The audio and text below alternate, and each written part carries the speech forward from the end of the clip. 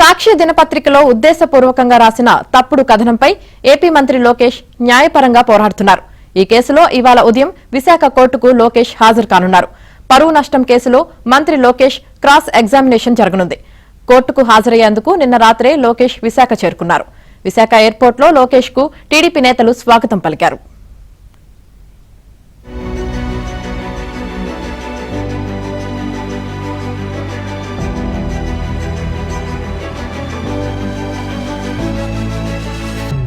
విశాఖ కోర్టుకు లోకేష్ హాజరు కానున్నారు. పరువు నష్టం కేసులో మంత్రి లోకేష్ క్రాస్ ఎగ్జామినేషన్ జరగనుంది.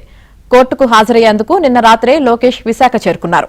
విశాఖ ఎయిర్పోర్టులో లోకేష్ కు టీడీపీ నేతలు స్వాగతం పలికారు.